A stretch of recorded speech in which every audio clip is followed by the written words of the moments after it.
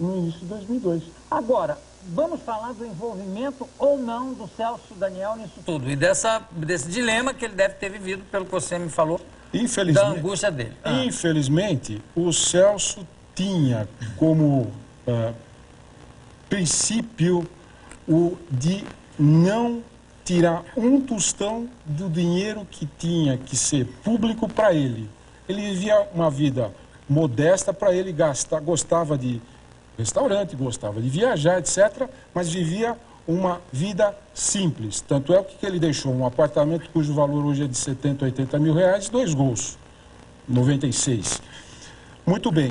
Acontece que, para a chegada ao poder, ele e os companheiros do PT verificaram que a única maneira seria ter dinheiro para campanha política. Como? Caixa 2. Então, por isso que os promotores dizem hoje, começaram a dizer, e realmente se verifica que em Santo André foi o laboratório do que hoje se verifica no Brasil. Sim, mas depois da eleição, quando continuou o esquema vamos dizer assim, das doações à central do partido, como é que ele se sentia com isso? Isso é que provoca todo o assunto? Isso é que provoca a morte?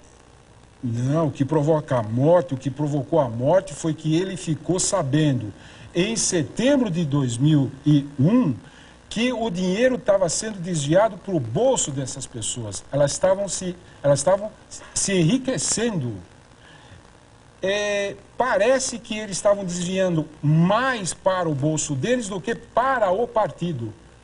E meu irmão não admitia isso. Mas desviar para o partido, ele achava que era correto? Ele achava que era correto.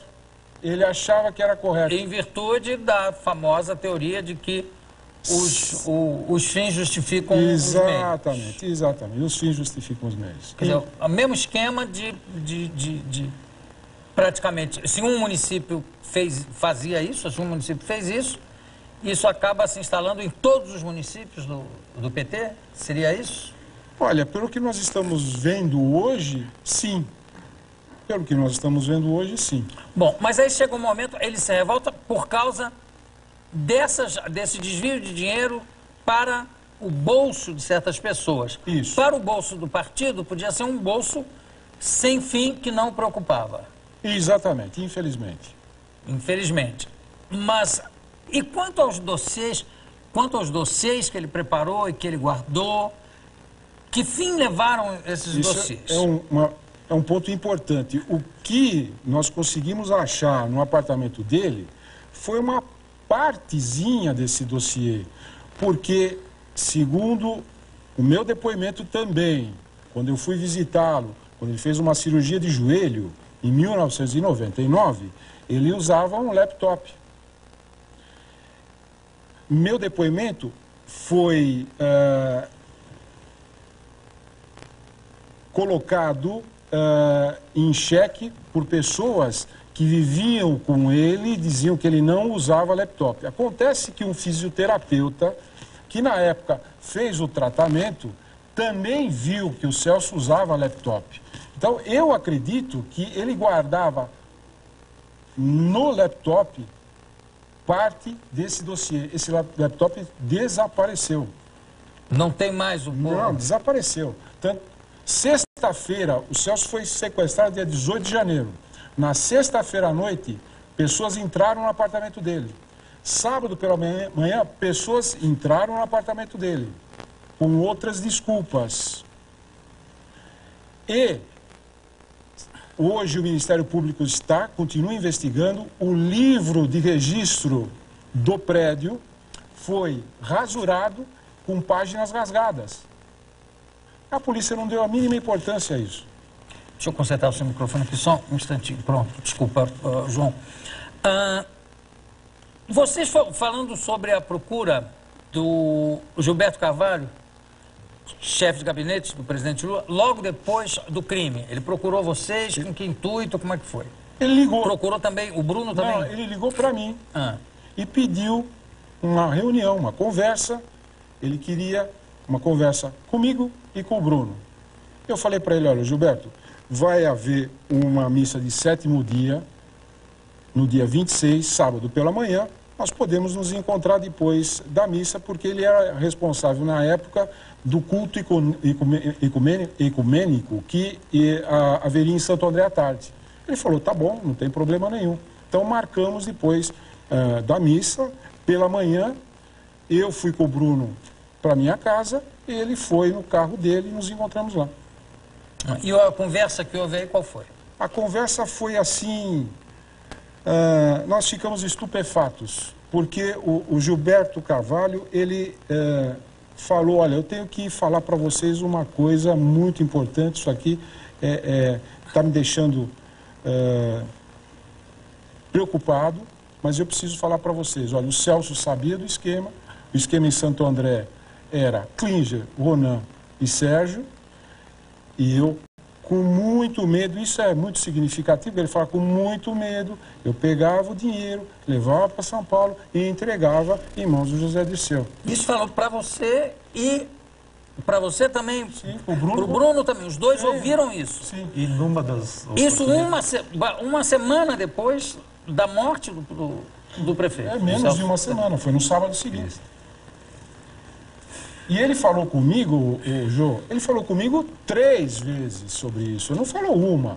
Agora, a mais significativa é a primeira, porque quem pediu foi ele. E ele que pediu testemunha. Uma coisa que eu gostaria de deixar claro, que testemunha você não escolhe.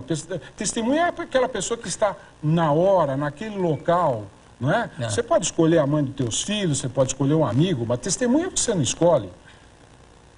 Mas foi ele, isso eu acho muito significativo, porque se eu não faço a denúncia ao Ministério Público e fosse meu irmão a fazer, eu seria a testemunha da conversa. Como eu fiz a denúncia, né, o meu irmão é a testemunha dessa conversa. Numa segunda conversa, tem outra testemunha.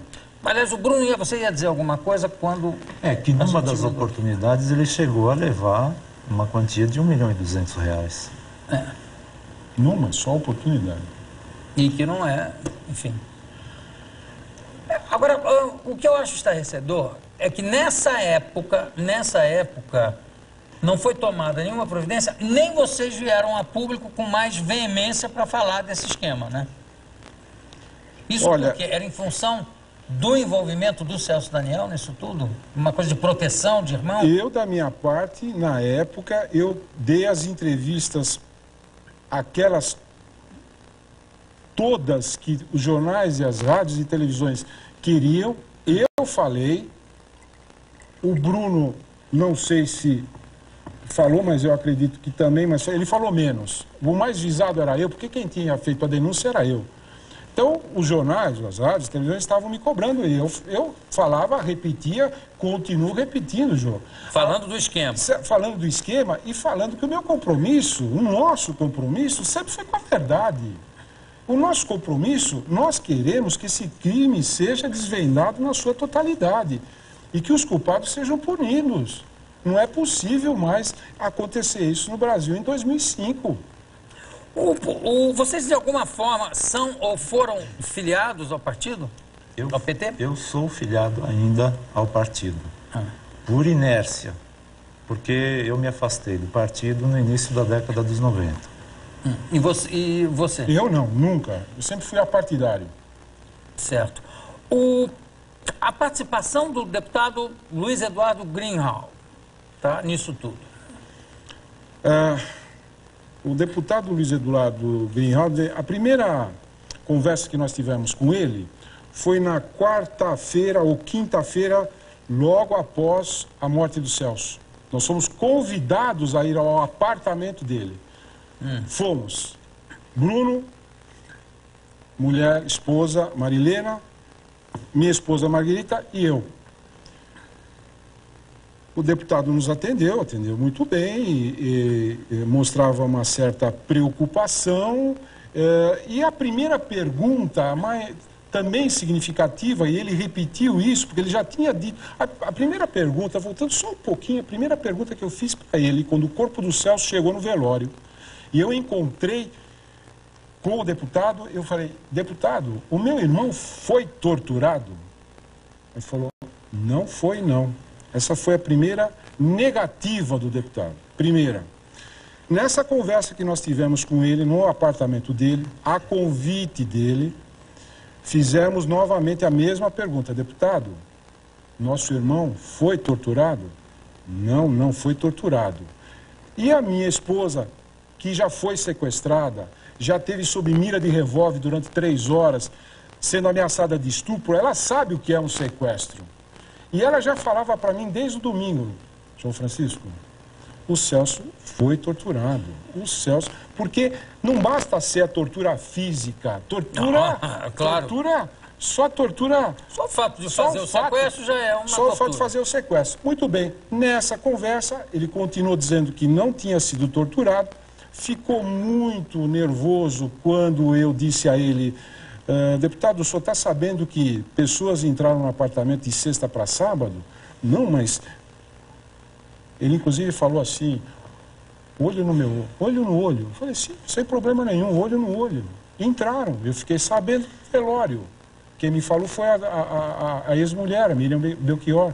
Pô, mas isso é grave, precisamos verificar. Porque essa entrada foi de sexta para sábado. Não foi a entrada que as pessoas que dizem que foram mexer na fitinha do gravador dele no sábado de manhã. Foi de sexta para sábado, foi na noite do sequestro.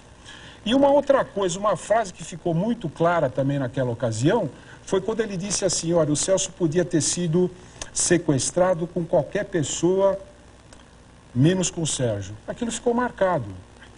Porque eu, até então, não sabia que o Sérgio era tão amigo do meu irmão.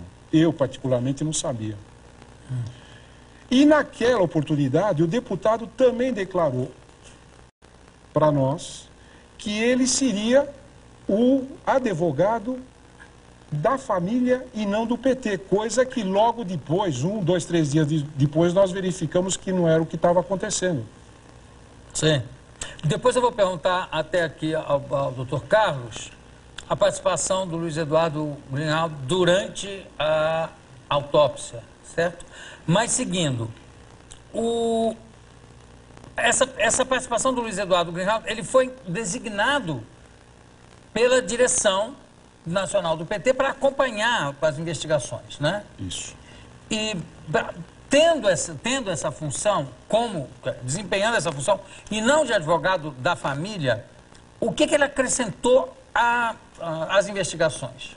Não, ele não acrescentou nada, ele dificultou aquilo que ele poderia dificultar, no sentido de terminar o mais rápido possível o inquérito, pressionando os delegados do DHPP, e no sentido de que fosse concluído o inquérito como crime comum.